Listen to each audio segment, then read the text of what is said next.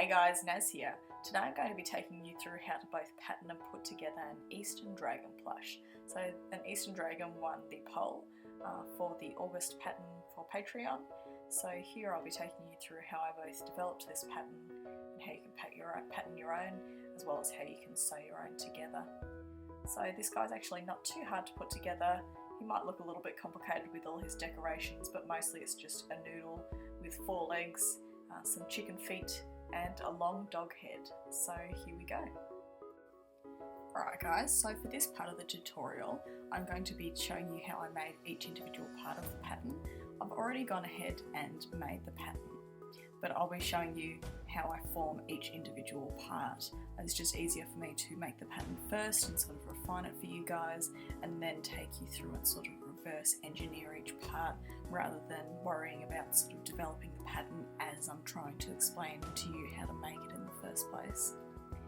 So for your Eastern Dragon, the first thing you want to do is you want to sketch out like the noodle shape, the base noodle shape that their body is going to be.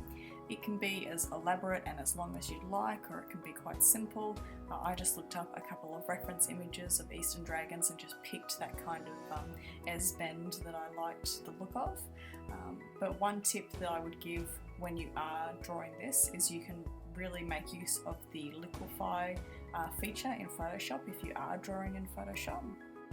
So let's pretend that we're drawing our noodle from scratch, and let's just draw out like our big swooping shape that we want to make.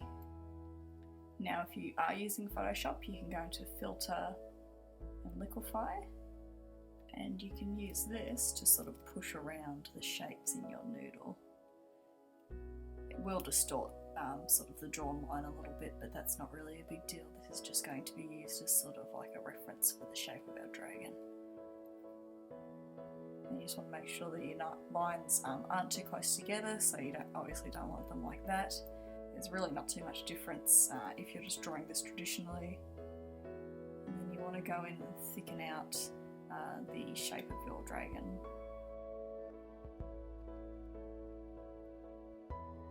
And again, if you're using Photoshop, you can go into that liquefy and we can sort of edit the width of our dragon.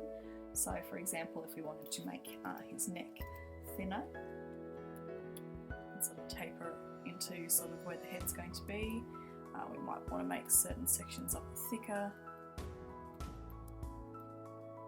Might want to make the tail a bit skinnier. That's just something you can use, which is a little bit of fun that I had to play with while I was patterning this dragon. So here we have essentially the sketch that I have here. You can see this one is a little bit too bunched up. What I ended up doing is I sort of redrew this shape, but sort of imagine that you're widening or stretching out your dragon in this direction, so it's not as tense, so it's not as bunched up sort of thing. And then once you've done that, you can go ahead and you can sketch the legs that you want to be adding to your dragon. So just look at whatever reference you happen to be using. So I just sort of drew these sort of shapes. And then for the feet, just for your sketch, just make sure that they're on the same plane. So they're nice and level at the bottom. You don't really need to go and worry about drawing your feet sort of in a profile view at this stage, because we're going to be patterning these type of feet from the top view. So that's pretty much all you need. You could go ahead and you could sketch the head of your dragon if you wanted to. I just used a reference image that I took off the internet, but I'll show you guys how I made that head later. It's quite simple. So the next step, the first thing that we're going to actually pattern out for our final version is going to be the body. Now what I'm doing for this body is I'm having 2 side pieces, and then I'm going to have a gusset, which is like a thin strip of fabric that runs along his belly and ends just before the end of the tail, and that's going to sort of curve on my plush in particular. I wanted that to visually sort of curve up the sides of the dragon, so you can see it when you're viewing him from the side. So what that means is I need to make this side sketch of our dragon just a little bit thinner along here, and sort of get rid of this bit and just make it a little bit skinnier to account for sort of the width that that band of fabric along the belly is going to puff out when we stuff it with.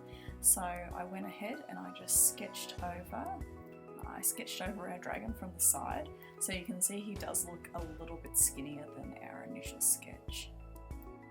The next thing you're going to do is you're going to pattern the gusset that's going to run all the way out, sort of starting at here where it's going to intersect the head, going down the neck, down the belly, down the tail, and it's going to end just a little bit before the end of the tail. That's just because I wanted, this is going to be a strip, it's going to be grey, and these sides are going to be white, so visually I wanted that grey section to end about here. You can bring it up a little bit further or have it end a little bit sooner, it's up to you, but I sort of just like to end it maybe 4 inches before the end of the pattern or 3 inches before the end of the tail. That's just sort of an aesthetic choice. So this looks a bit complicated, but really it's not all that hard. What I did with the side piece, I went ahead and I made these markings along the back, all the way down here. And those, they don't need to be in any exact spot. I just put them all in there so that when we're sewing these two side pieces together, you can match them up. So you can match this bit up to here, this bit up to here, and so on and so forth. So you can just go in and sort of haphazardly put a bunch of dashes in every so often, maybe every couple of inches, if that sort of helps you put that pattern together. And then on our sort of belly and neck, at the bottom side of this side piece, we're going to mark in the same. We're going to mark in, every couple of inches or every inch or so, we're going to put in a marking. So I put in about 14, just sort of guesstimating. You can put in more or less depending on what you think you need, but I often find that this is sort of a good amount. Don't leave huge stretches, especially when you're sewing curves like this. You want as many of these little reference markings as you can to line up with this belly strip, and that's just going to make sure that it's sort of symmetrical on both sides of the plush, and you don't sort of get any warping with this big curve that we're going to be sewing. So the next step to create this gusset here that I did was I just drew a big long line, and you're going to need a really big line. This isn't as long as obviously the final version needs to be, but I'm just showing you here as an example. And what you're going to do is you're going to start that, you can number all your points just to keep things a little bit more organised for yourself. And what you're going to do is you're going to rotate this long straight line along the bottom of the belly, and you're going to add all those corresponding marks to this straight line. And if you're just doing this traditionally, you can get a flexible ruler, and you can transfer, you can measure, maybe this is 3 centimeters from 1 to 0.2, and then you would have your straight line on another piece of paper, and you could measure those same amount of centimeters and then go, okay, 0.2 is 3 centimeters down, yada yada yada, and just keep going until you have all your markings transferred. It does take a little while to do it on this dragon, just because it is an extremely long gusset. But don't be too intimidated, just follow the steps and keep everything numbered as you go along. So say that this was our gusset. Here, obviously, this is a much shortened version, but I'm just showing you guys what we need to do here. So let's say that this is the length of our gusset. So you would look at 0.1, so we want the gusset to be about this wide, and then you don't need to mark every single point, but you can say, okay, I want 1 to 3 to be kind of thin, so we have 1, 2, 3, so we make a thinner marking at 0.3. Let's say further down the line you want it to be a little bit wider, and then we keep going all the way down until we get to 0.14. And let's say this is 0.14, you want to make sure that you end this in quite a thin kind of triangle shape like this. And then you can go ahead and you can just connect all the lines that you've made. And you can flip this over horizontally so you can mirror it. And that just makes sure that everything is nice and symmetrical, because you gusset to be even on both sides. And that's generally how we make the gusset. You can draw the lines so they go all the way to the edge, but that's going to eventually get you something like this. So you can see it's really not that complicated. It's just a little bit thinner at the starting point where the neck is, then it sort of widens and stays at the same width almost all the way down until we get to this is point 14, which is this point here, and it needs to taper nicely because this is going to intersect. It's going to intersect with your side pieces there. They'll go and continue to be the tail at the end. So you don't want sort of like a wide stubby triangle, you want like a long and tapered one. You could even start it from back here and do something like this, but this worked out fine for me. So now that we've done our body, we're going to move on to our legs, and our legs are very simple. We're just going to find the sketch that we did of our legs, and we're just going to trace over them. So in my example here, my dragon had sort of white tops of his legs, and then they go down into like a fleshy pinky colour, so that's the whole purpose of this line here. So if you wanted your dragon to have all one colour leg, you could just remove that line. So that's just a colour transition. So really all I did was trace over these sketches and just obviously smoothed out the lines a bit, made it a little bit neater. And then I went ahead and added a dart at the top of the shoulder and sort of the bottom of the thigh. I have a tutorial on how to add darts if you don't know how. I have a couple of tutorials, one's for making basic darts and one's for making advanced darts, but these are just basic darts, so you can go ahead and watch that if you need to. But these darts are definitely not necessary. You could go ahead and not include them and just have your leg matching the sketch there. But really they just add a little bit more volume, and I find it a little bit nicer when you're adding sort of 3D legs that are going to be hand sewn on the side of the plush. Now for your feet, you can see that I decided to just draw out their top view, and what I did is I drew half and I flipped it over to make sure that they're nice and mirrored and the same on both sides. So you can go ahead and look at images of chicken feet or bird feet or whatever you want to sort of stylise your Eastern Dragon around. A lot of them have sort of these chicken-like feet, so I just sort of I drew a straight line the same length as the length of the foot on the sketch, and then I went ahead and just drew beautiful. I drew the side of the foot there, flipped it over so it was like this shape, and just neatened it all out. And that's essentially your foot pattern done and dusted. It's much easier to pattern sort of these bird-like feet from the top view rather than from the side, and I keep them all one piece so it's nice and simple. This foot is kind of small when it's sewn out on the finished plush, so I didn't really want to add darts or anything because they would just be teeny tiny and not really make too much of a difference. Now the last things that we're going to pattern out for our dragon are going to be the head and whatever horns and ears that your dragon happens to have. So you can see here the side shape of the head.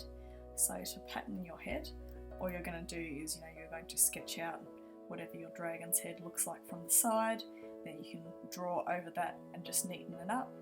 And then we're going to repeat the same process as we did before to create the gusset. So this is a gusset that's going to wrap all the way around the head. It's going to start at point 1, it's going to travel like this all around the head and end back at point 1. So you can see that our point 1 of our gusset and point 1 of our gusset are the same width because they need to be sewn together to make like a loop that's going to go around this head. So you're going to have 2 of these, and then this strip of fabric is going to run through the middle to give them width. I didn't add any darts to this head pattern. It's actually a modification of the werewolf pattern that I made last month. So it's just really a simple dog head, and I made the snout a little bit longer. It's a very versatile head shape for a lot of creatures that have a snout. So same deal again. To create your gusset, you're going to draw a very long straight line. You're going to start this bit at point 1. I just start and end it at the back of the head because our neck is going to join here, so you're not going to see I guess the additional seam that is going to be where the back of the loop meets itself. And you're just going to rotate this end along here, draw on point 2 wherever that corresponds, draw on point 3 wherever that corresponds, etc, etc, etc. Then once you've done that, you can draw out half of your gusset. So I usually draw the right hand side, so I'll see at point 1 I want the head to be this wide, at point 3, which is the top of the head, I want it to be this wide, and then, you know, usually you're going to narrow it around the brow, along the nose, and especially at the front of the mouth. So you can see here, this is point 6, this is point 7, they're quite narrow, and then it starts to widen out again as it goes along and up the back of the head. And just making sure again that your start point and your end point are the same width. And then you go ahead and you can draw straight lines between all the points you've put in, draw your line all the way to the outside so that when you're sewing it together, you know, you'll be sewing along and you can pin point 2 to point 2, point 3 to point 3, etc, etc. It makes it easier for yourself. And then flip it over and you have your gusset for your head. So very simple. This head just needs to be quite firmly stuffed because it doesn't have any darts. You really want to stuff this sort of cavity of the head quite firmly because that really puffs out the cheeks and gives it a very nice overall shape. Now for the horn, I just did a really simple horn here. You can, you know, be really elaborate. You can go and look at the horns that I did for the staghorn beetle a while back. You know, you can go crazy and make them sort of like this. It doesn't really matter unless you're sort of having like 3D elements that are coming out towards you or anything like that, but you can just pattern them as separate pieces and ladder stitch them to your base horn shape. But for this dragon that I made here, just a nice simple horn, and you're going to need, you know, 2 of these pieces for each horn. Very simple. And then again, stealing from my werewolf pattern that I made last month because it's again very versatile. For the ear, I decided that I wanted my ear to be sort of like this long shape, and then for the final plush I sort of wanted you know, there to be like a fold at the front of the back of the ear that would make it so it has like these little I guess like horses and dogs and things like that have this little flap that sort of tapers in it. It's like a fold at the front or the bottom of the ear.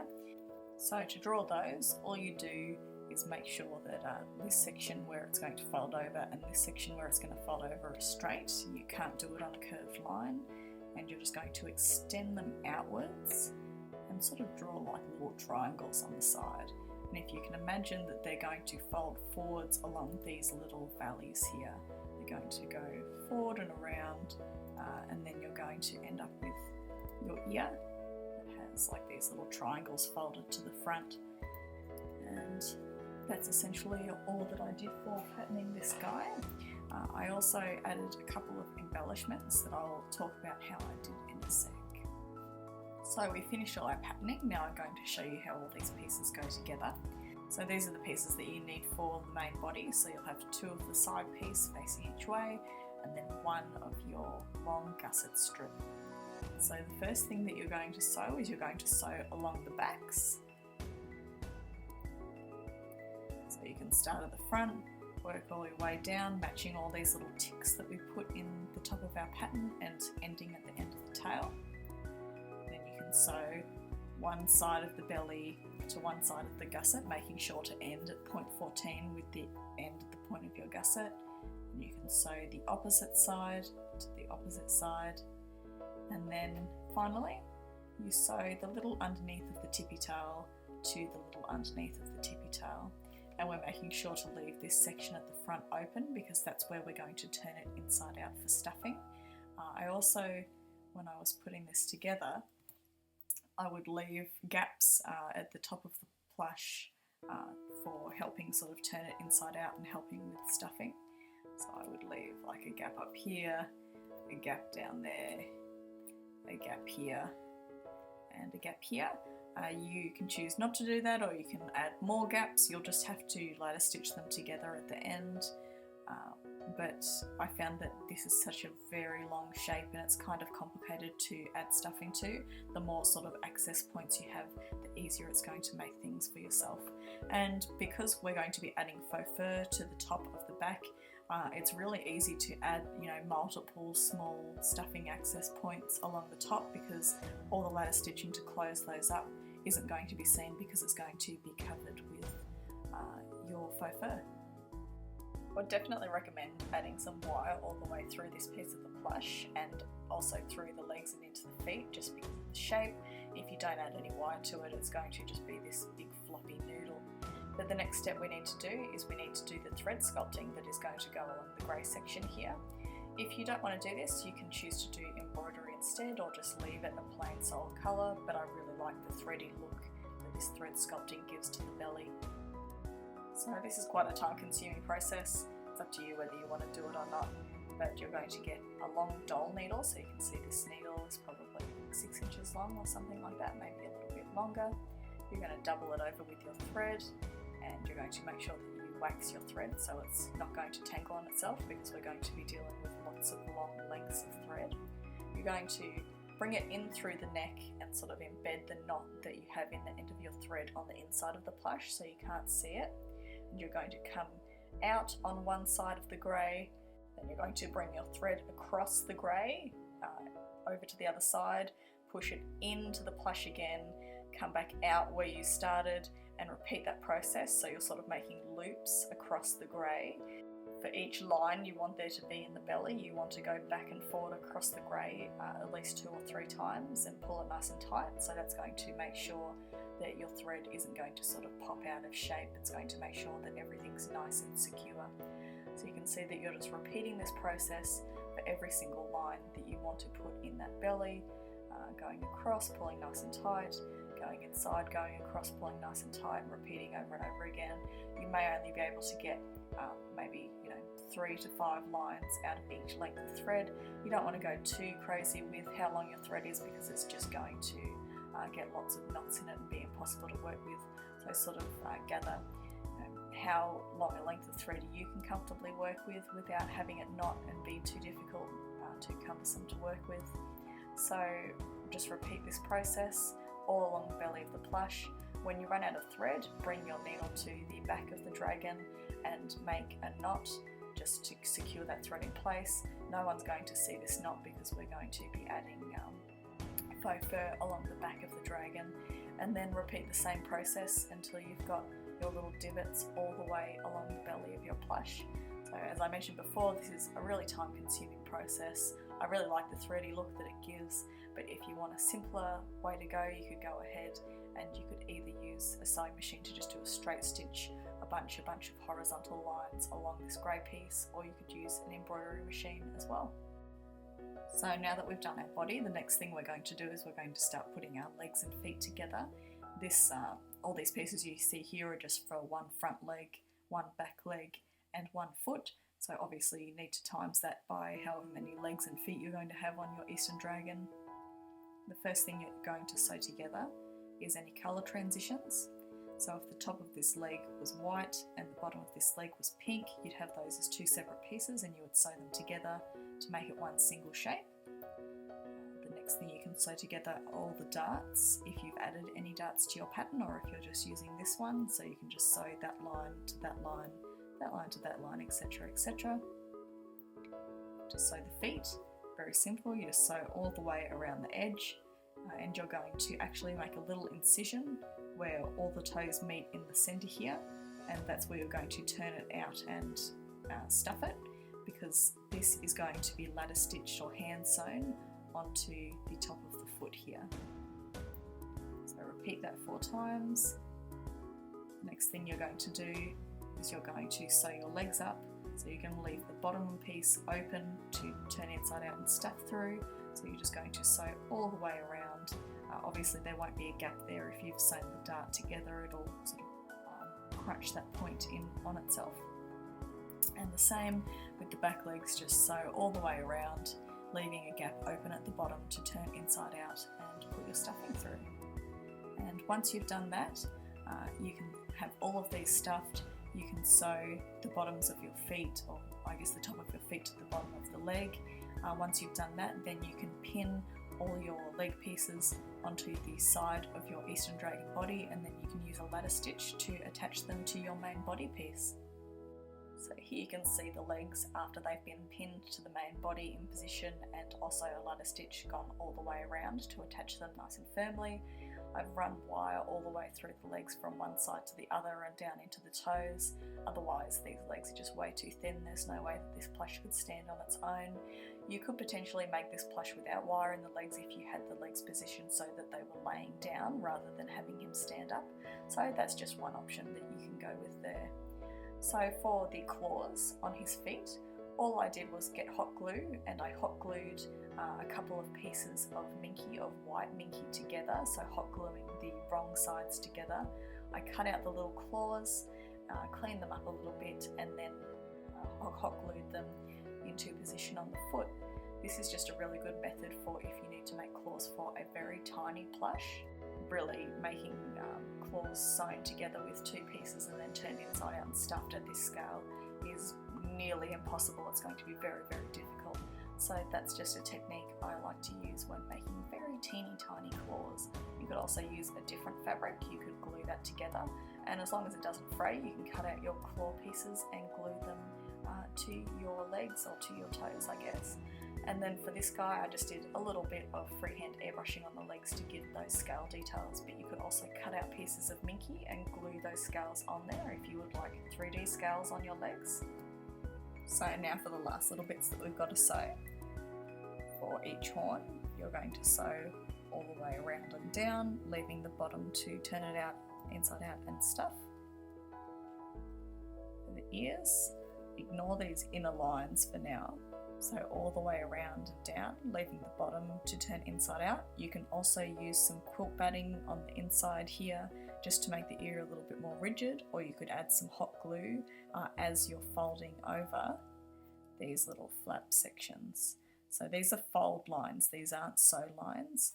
You're going to fold your triangle down forward to the front of your ear on both sides. And as I said, you can squelch a bunch of hot glue in there. Obviously be careful not to burn yourself because it is very hot, and then bend your ear into the shape you want it to be, and then it will sort of set in that position. That's just an option. You can also sew it into position. The next thing that we're going to do is we're going to sew our gusset, the top and bottom of our gusset, we're going to sew to itself so it makes one big long loop, and then we're going to sew sort of the front eye section to the gusset, the corresponding section of the gusset here, so you can just do one side at a time, do the other side, but I would recommend to break up sewing this head into these different sections that I'm going to show you. If you try and pin it all at once and sew all the way around all at once, it's really going to make things much more difficult to sort of make sure that all your lines are matching up. You're going to get some sort of wavy lines. So by breaking it into sort of sewing these straight lines first, you can sew like the top of the nose to this side of the gusset, the top of the nose to this side of the gusset, sew the front of the nose to this side, front of the nose to this side, and then you can go ahead and sew the rest. So this point will match this point, so you can actually just sew in a straight line. So starting here, down, down, down, and then all of a sudden you're here, down, down, down. So you're just going to be sewing all the way around the edge there, and then all the way around the edge on the other side, and making sure that when you initially sew this bit at the top and bottom, you can leave just a little gap, and that can be where you add your stuffing and turn this head inside out. You want to make sure that you add a lot of stuffing to this head. I think I mentioned that earlier, but it really does need to be stuffed quite tightly to give that sort of poof to the cheek and to really sort of make it look good, especially from the front view. So that's all our pieces sewn, and now we can go on to adding the finishing touches to our dragon. So once you've sewn and stuffed your head and it's all nice and pretty, you can ladder stitch it to your neck. You can also go ahead and make your ears and horns and ladder stitch them to your head, and then we can go ahead and add some of the final details. So on this plush I decided to add some faux fur fluff to the cheeks. That was very simple the way I did that. All I did was I cut out some sort of little half moon shapes out of the faux fur, and I hot glued that onto the cheeks. This is what the plush looks like without the faux fur on the cheeks. You can choose to sort of add as much faux fur or as little faux fur as you want. You could add some smaller patches, or you could actually make the tufts out of minky and turn them inside out and then later stitch them to the face. It completely depends on what style you want to go for, but I just like the look of gluing on that faux fur to the side of the cheeks. You can also sort of blend the line of the edge of the faux fur by cutting, cut some faux fur snippet so it's off the backing, then add a bead of hot glue to that seam line where the front raw edge of your faux fur is visible, and then press those loose fibres of faux fur into that hot glue, and that's going to help blend so you don't really have that harsh seam line of where the raw edge of your faux fur is. So for the strip of faux fur that's going to run all the way along the back, I would measure that once you've got your finished dragon. You're going to get a flexible ruler or flexible measuring tape, and you're going to start sort of between the ears or wherever you want your faux fur mane to start. You're going to take it all the way along the loops along the back of your dragon, and that's going to give you the total length of the strip of the faux fur you need. I think for this guy I made the width of the faux fur that I cut about 2.5 centimetres. It doesn't need to be as wide as you think because the faux fur really adds volume, so sort of check how wide your faux fur is once you've cut it and make sure that it's not too wide for your dragon. You want to make sure that the faux fur is flowing from the front down the back of your dragon, not going sort of to one side. So if you can cut it that way, it is preferable. Then you're just going to use hot glue, and you can run a bead sort of along the middle of your faux fur and then attach segments of it following the curve of the back of your dragon. Don't try and glue it all at once, it's way too long. Just work in sections. Then once you've got the centre of it glued, you can glue the sides down, and then you can sort of repeat the process I mentioned before if you'd like. If you've got your seams too visible or the raw edge of your faux fur too visible on the sides, you can run a bead of hot glue and then press some loose faux fur fibres into that hot glue to blend the edges of your seam. But I didn't end up doing that with this. I was just really particular with gluing down the edges of the faux fur, and it gave quite a good result. I think you can sort of brush the faux fur to cover the edges of the raw seams, or you can hand sew it on if you really want to. I don't really particularly think it gives you a better result. And maybe if you just have an aversion to hot glue, you can choose to do that method. So for the nose, I forgot to mention, I just cut out a piece of minky and glued it to the nose. You can sew 2 pieces together and glue it to the nose if you'd like. It's not very difficult, just cut out whatever shape you want for the nose. The next thing I'm going to cover is how I made the tendrils or the whiskers. There are lots and lots and lots of ways that you could do this.